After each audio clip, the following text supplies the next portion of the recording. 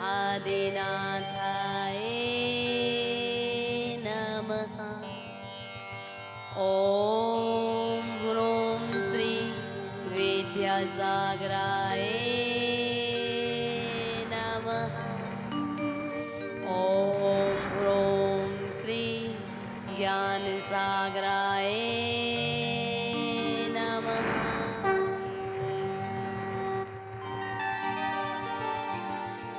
मानतुंग आचार्य के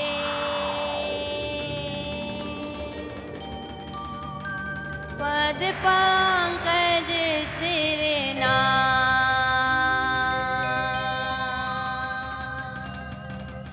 सुमरे मात सरस्वती हम पर हो सहाय। गुरुदेव की वंदना करते बारंबार, आर्समती की अर्चना गुरु करो स्वीकार।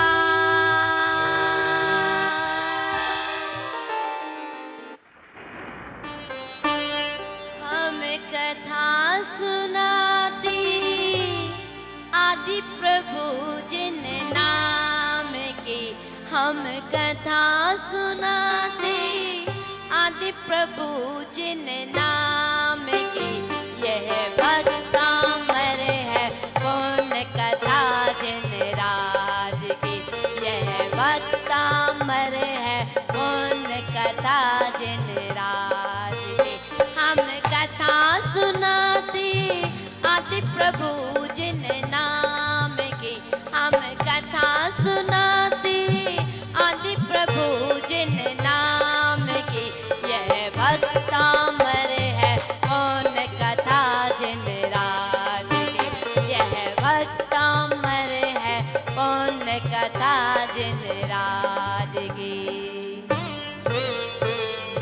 जम्बूद्वीपे भरत क्षेत्रे आर्यखंडे भारतवर्ष एक नगरी है, विख्यात भोजपुर धाम की एक नगरी है, विख्यात भोजपुर धाम की। यह तपोभूमि है मानतोंग मुनिराज की, यह तपोभूमि है मानतोंग मुनिराज की।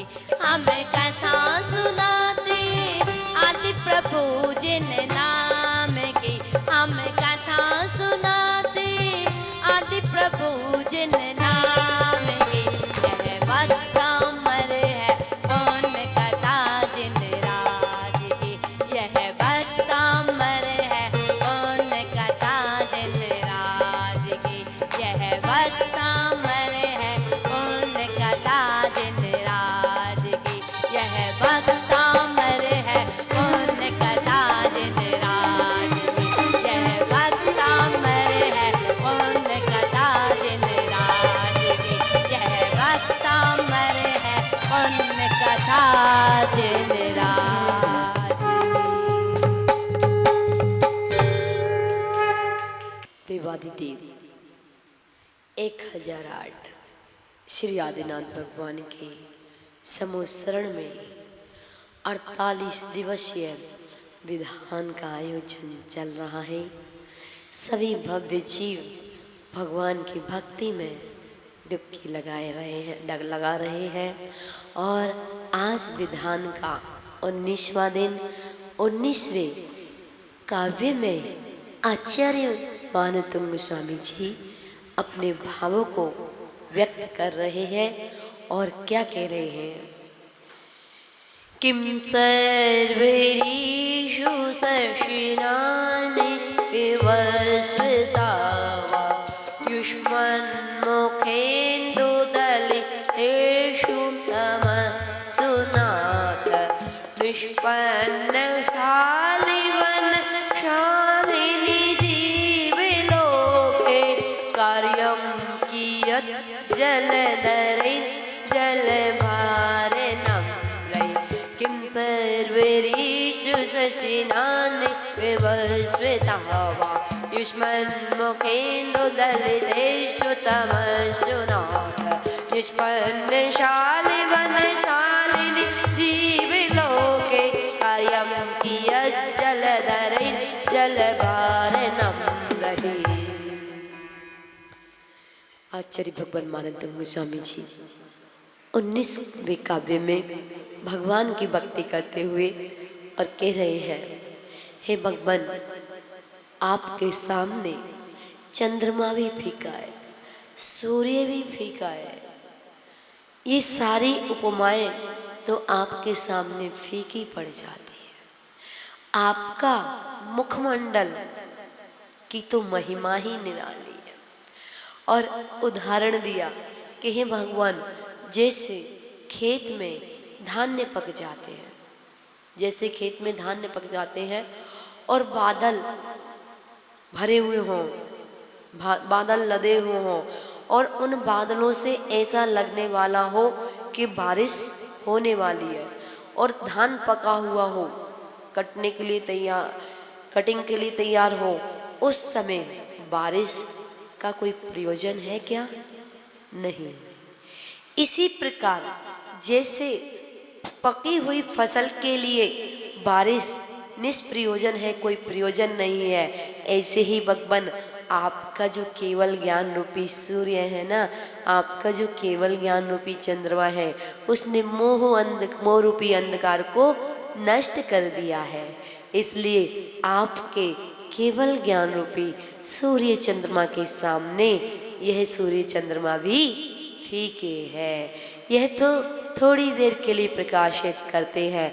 इस दीपक के ज्ञान में ज्ञान होता है क्या? दीपक की रोशनी में, मोमबत्ती की रोशनी में, लाइट की रोशनी में ज्ञान होता है क्या?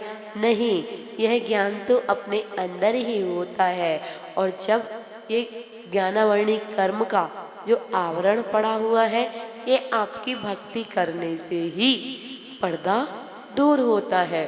तो हे भगवान, हमें भी ऐसी शक्ति दो कि हम भी अपने ज्ञानावर्णी कर्म को क्षय करके और आप जैसे केवल ज्ञान रूपी सूर्य की प्राप्ति करें।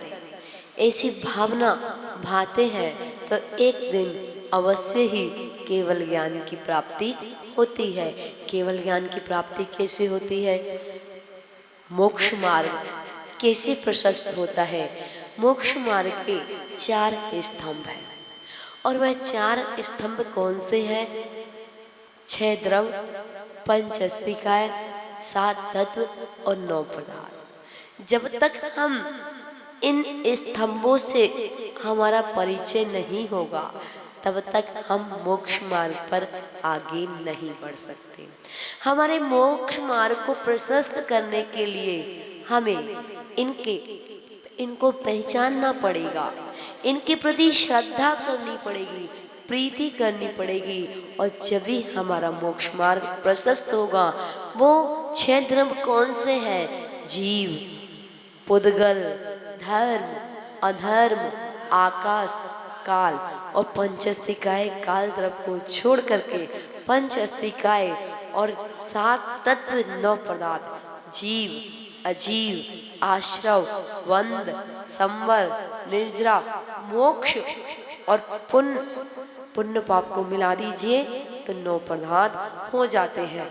आप कोई भी ग्रंथ को जब पढ़ेंगे, 6 डाला से लेकर के समय सार तक के किन्हीं भी ग्रंथों को पढ़ेंगे तो वहाँ पर आपको ये 4 स्तंभों के बारे में से ही वह ग्रंथ में ये जिनेंद्र की वाणी है। और जहाँ 4 स्तंभों का सार मिलेगा, उसी को ही समय सार कहा है, उसी को ही प्रवचन सार कहा है।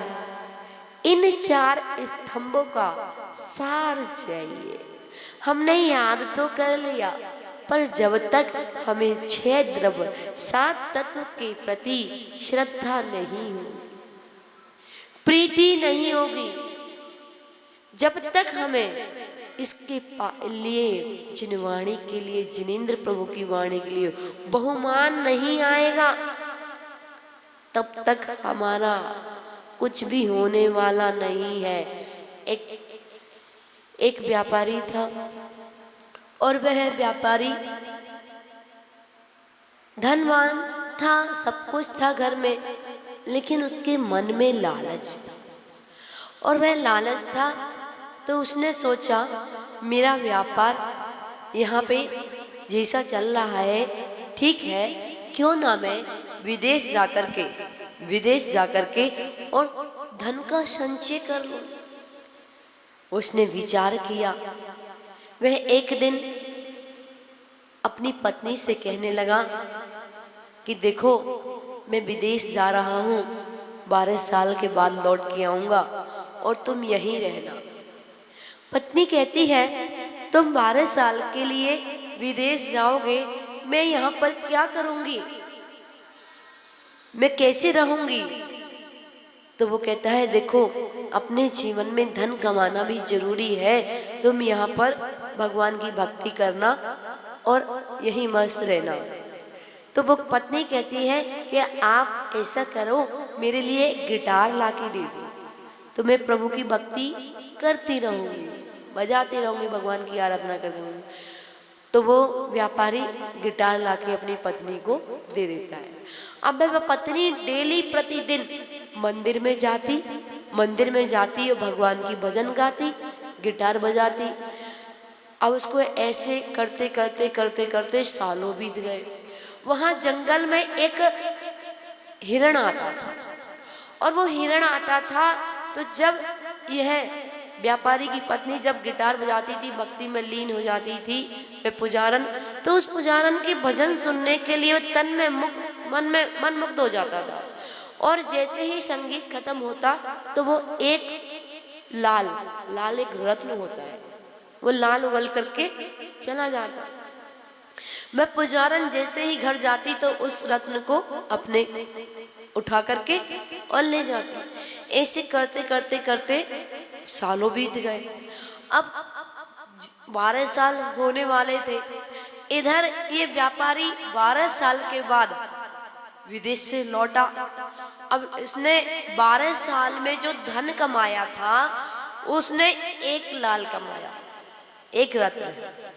वो रत्न बड़ा महंगा होता है, वो लाल बड़ा महंगा होता है।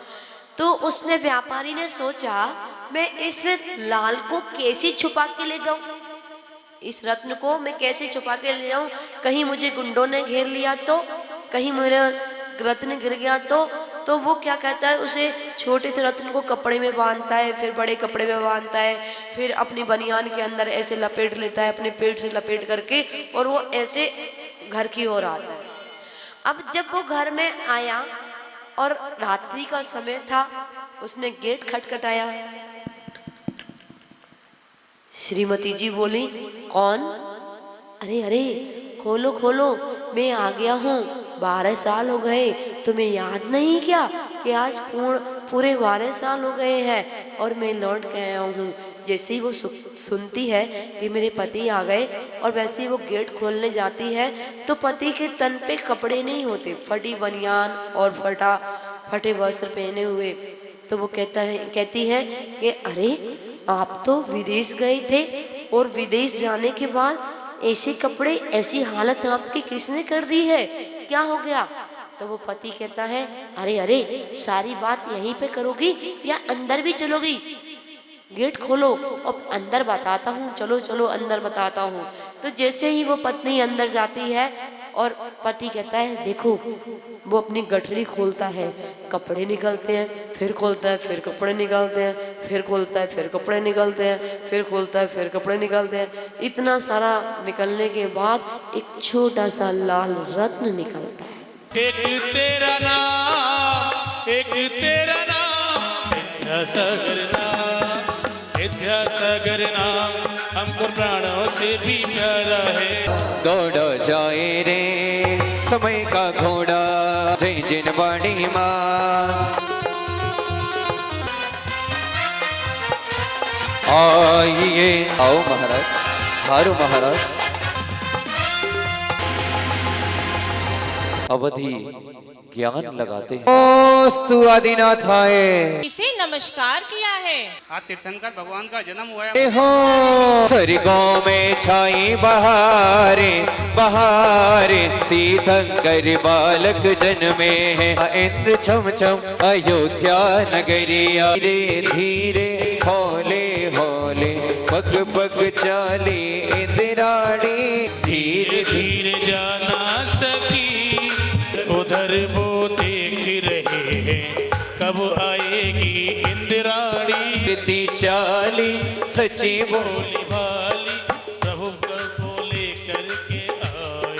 बोलना को मोहि दिखा दे बाकी दर्शन करवा दे मन की तृषा बुझ जाएगी हो रानी। मेरे इंद्र राजा लजा मेरे महाराजा ललना को ना ही दिखाओ इनको नजर लग जाएगी हो राजा। हाथ जोड़ कर मांग रहे हैं प्रभु को दे इंद्राणी घुटने टेक कर मांग रहे हैं प्रभु को दे इंद्राणी। मैं तो नहीं दूंगी प्यारो लगे। शंकर बालक को सौधर्म इंद्र के हाथों में सौंप दिया करती हैं। 1000 नेत्र बनाकर प्रभु को सौधेंद्र देखे हो धरती झूमे अंबर झूमे रतन गगन से भरते प्रभु की जय बोलो प्रभु की जय बोलो।